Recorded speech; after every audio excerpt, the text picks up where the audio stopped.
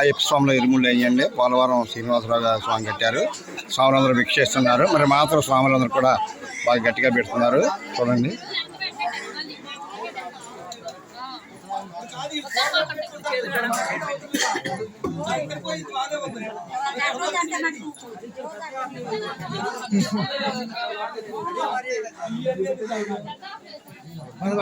పుల్లాచారి గారు పులిహార పెడుతున్నారు.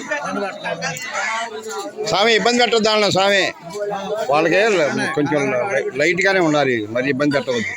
ఇబ్బంది పెట్టద్దు.